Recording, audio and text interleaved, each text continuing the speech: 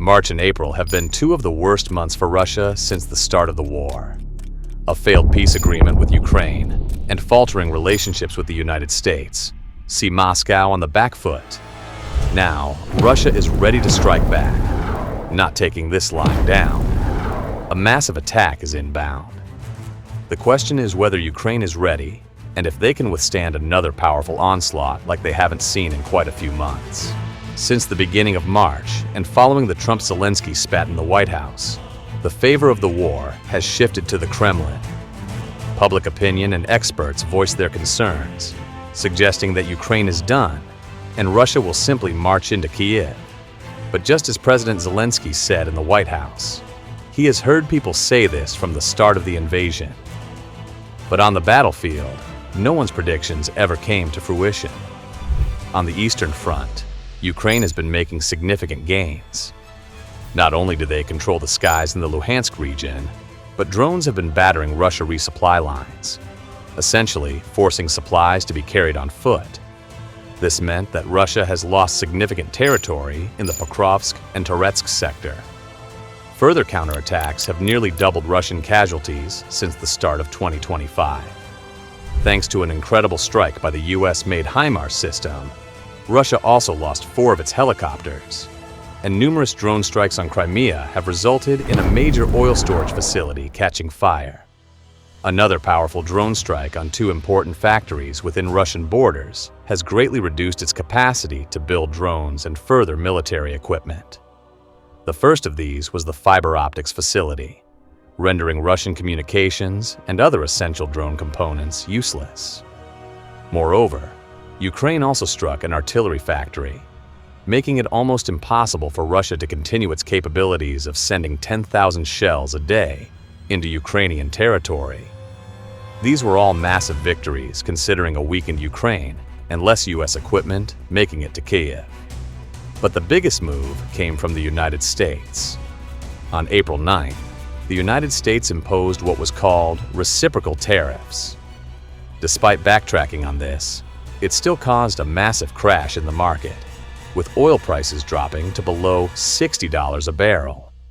That's great for the average consumer, but in an economy dependent on selling oil, it could have some long-term effects, even if the market volatility only lasted for little more than a week. Lower oil prices mean Russia doesn't make the same profit for each barrel of oil sold. And since there is nothing more for Russia to rely on, it directly affects their economy. More shocking is when 2 news bulletins broke. The first suggested that Putin is seeking new conscripts. About 160,000 people are about to be drafted to join the Russian military ranks. This comes off the back of news that Russia is running out of tanks, now having to dig up its Soviet-era models to continue plugging the front lines.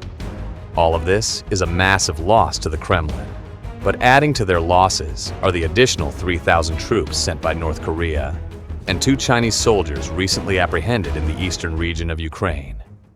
All of this suggests that Vladimir Putin is scrambling and is not sure how long he can possibly sustain this war. People are growing tired inside the motherland, and many experts believe that the will to fight has simply died. So, Putin needs to do something. He needs to break the Western narrative and bring Russia back into the conversation.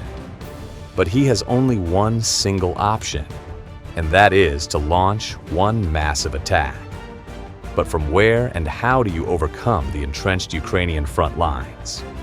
If you are new to our channel, we discuss all things military, so make sure you are subscribed for your daily dose of the military report. While nothing has been said on the Russian front, ABC News recently broke news of a new Russian offensive gearing up for launch around the Kharkiv region.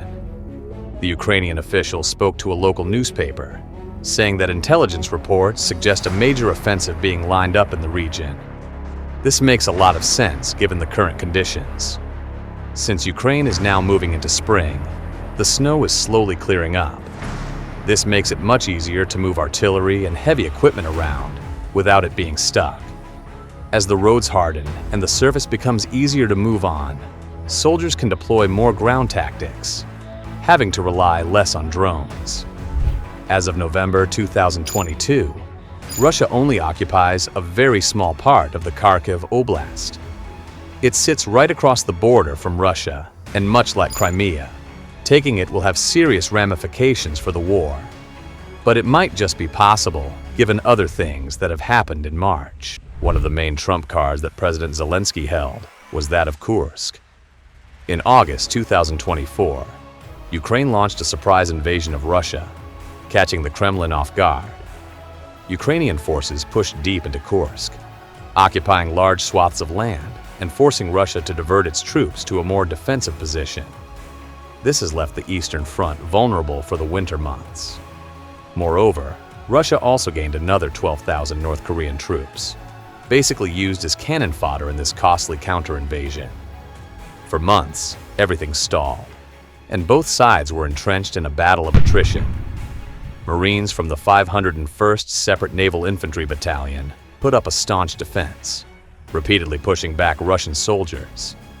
The battle saw casualties of up to 50,000 troops, with 20,000 tragically losing their lives, according to Ukrainian authorities. However, it was successful and gave President Zelensky a little bit of leverage heading into negotiations. But this has now ended, and Russia has finally taken back Kursk in a powerful, yet unreported move. In early March, Russian soldiers did the unthinkable by moving through an abandoned pipeline south of the Kursk region. The pipeline used to be a gas line, but since the war, it has been damaged and unused. Russian soldiers entered the pipeline, slowly progressing underground with Ukrainian soldiers none the wiser. In a moment of tactical brilliance, they emerged behind enemy lines, delivering a brutal attack on the Ukrainian soldiers in the region.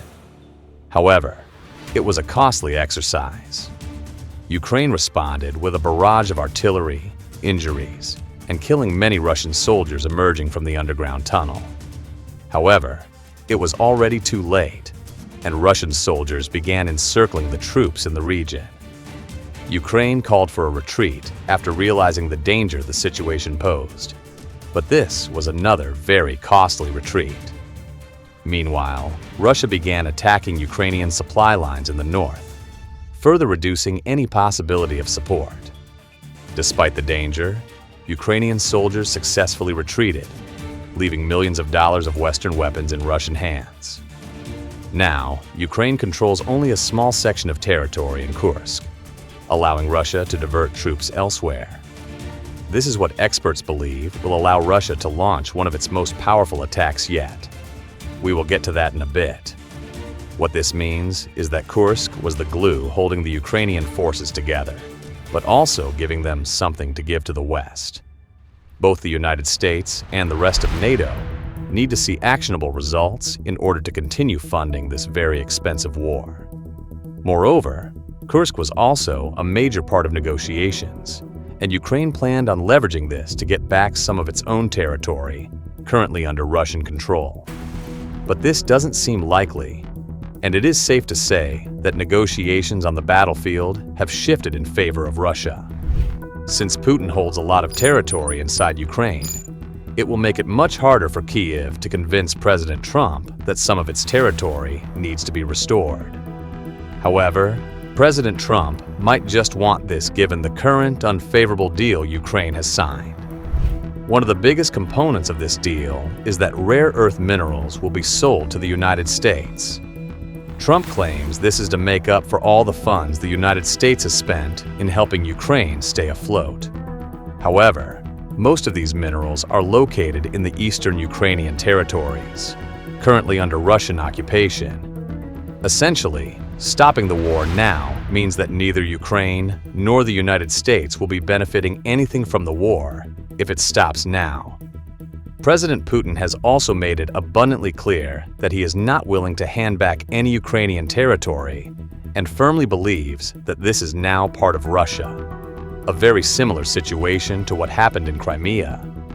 Moreover, Moscow also needs to get their hands on these minerals.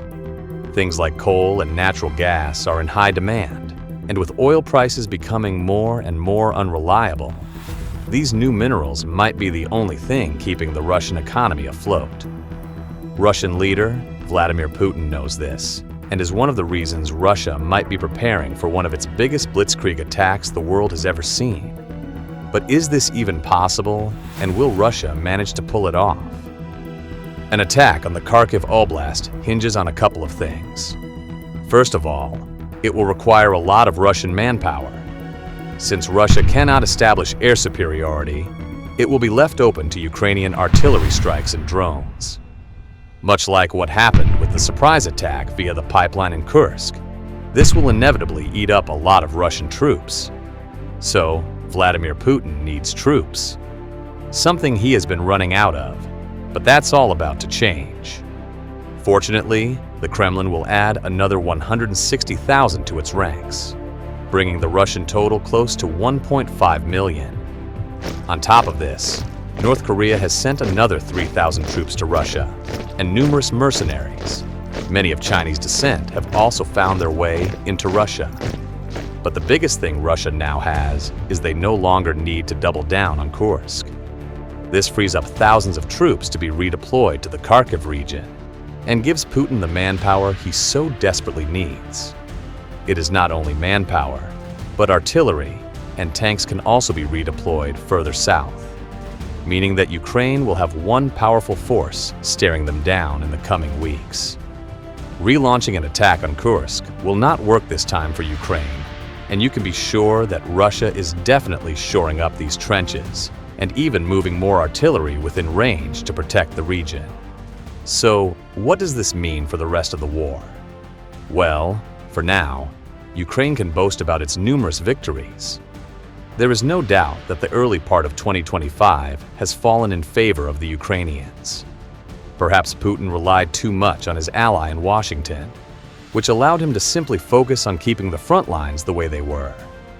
Well, aside from Kursk, the Russians were never going to allow Ukrainians to overstay their welcome any longer than they had to.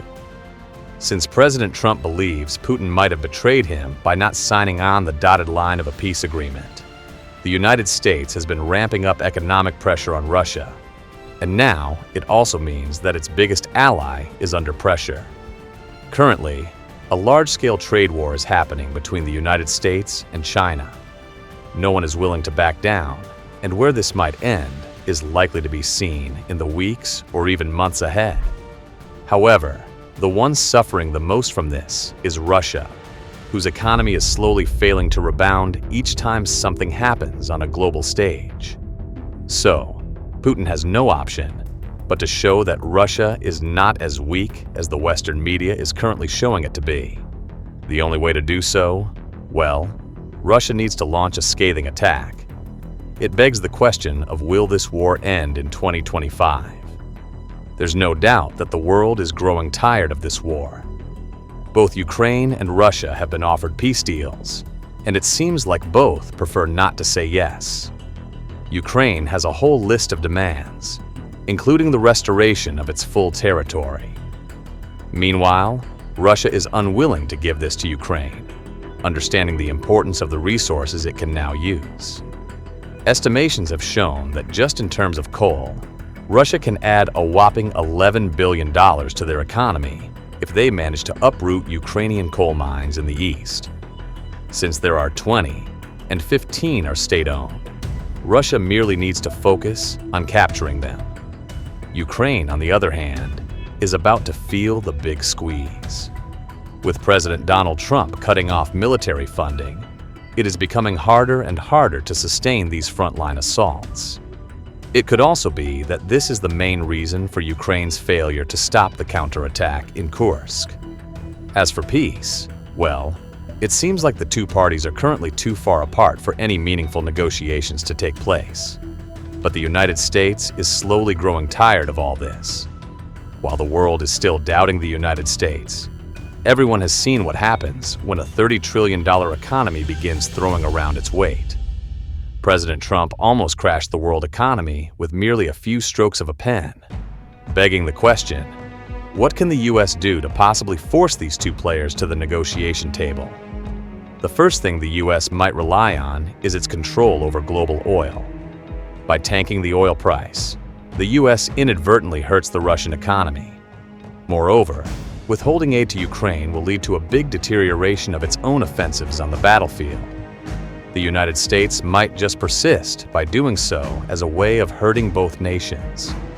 Many believe that maybe Iran or China might come to Russian aid, but with the market down in Beijing and state-owned enterprises stopping the financial markets from crashing, China also finds itself in a very confusing situation.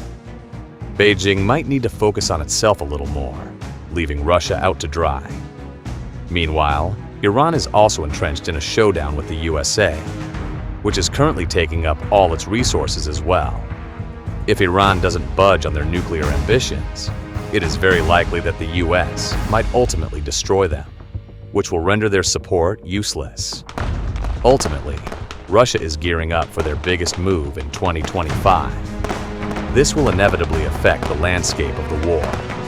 But what do you think? Let us know in the comments below, and make sure to like and subscribe for your daily military report.